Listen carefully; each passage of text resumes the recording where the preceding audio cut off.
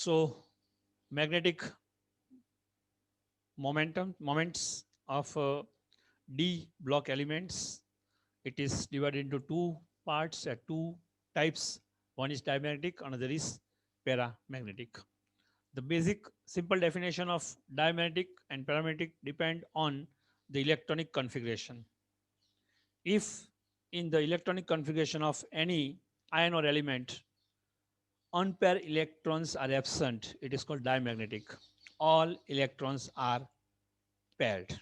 And if there is a single electron unpair present, it is called paramagnetic. So let's find out how to calculate the magnetic momentum, right? Actually, it is to be calculated for only paramagnetic properties. If element has diamagnetic, has the magnetic momentum 0, right? So let's find first of all the formula for the magnetic momentum, that is mu is equal to under root n into n plus 2 Bohr magneton. Bohr magneton is unit of magnetic moments, and n is equal to number of unpaired electrons present in the element or ion. So how it can be calculated? Let's find it out by taking example of scandium 3 plus. Scandium, as you know, atomic number 21. It has electronic configuration argon 4s2 3d1. So friends, you can see 18 plus 2 plus 1, that is 21. When we write the electronic configuration of scandium 3 plus, it is just argon 4s will be 0, 3d also will be 0, 2 plus 1, 3 electrons will be removed, as it will be 3 plus. And friends, there is not a single element electron present in the electronic configuration of scandium 3 plus, and that's why its value of n is 0, value of mu is 0, and it is, friends, called diamagnetic.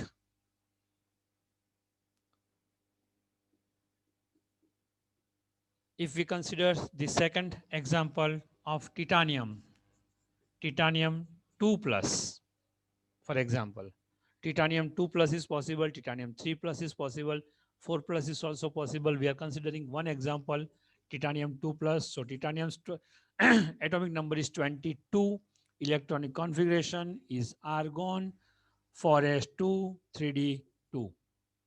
Now friends, if I write the electronic configuration of titanium 2 plus, it is argon, 2 electrons from 4s will be removed, and 3d will have 2 electrons.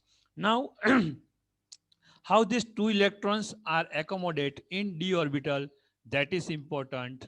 So as you learnt in previous classes, these 2 electrons will be entered in d orbitals in 3d xy and 3d yz. So these 2 electrons are unpaired electron, and that's why n is equal to 2 for Ti2 plus, and the magnetic moment is under root n into n plus 2 Bohr magneton, that is equal to 2 into 2 plus 2 Bohr magneton, that is, friend, 2 plus 2 4, 4 to the 8, so it is root 8.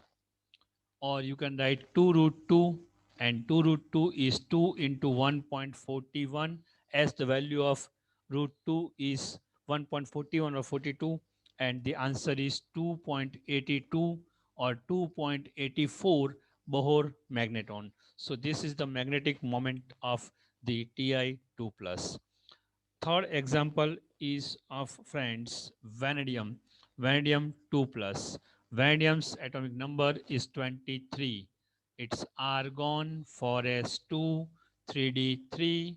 If I write vanadium 2 plus, it's simple 4s0 3d3. This 3d3 will be accommodated like this 1, 2, and 3. So here total 3 electrons are unpaired, friends, and that's why magnetic momentum is by using n into n plus 2.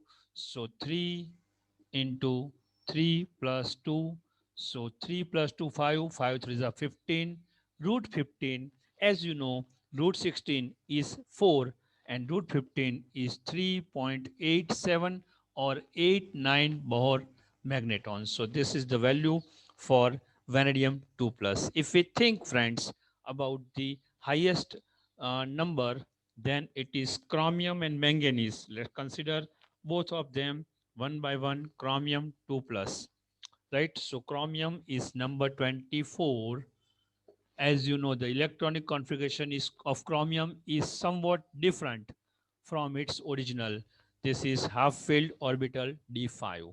And friends, chromium 2 plus will be argon 4s0 3d4. Two electrons removed, one from 4s, one from 3d. And these four electrons will be accommodate in d orbitals like this, and the value of n is equal to 4. So mu is equal to 4 into 4 plus 2, that is, friends, 4 plus 2 6. 6 4s are 24. 24 is near 25, which is the square of 5, and that's why this value is 4.90 Bohr magneton. If we talk about the manganese, then manganese 2 plus, manganese is number 25, friends. It's argon 4s2 3d5.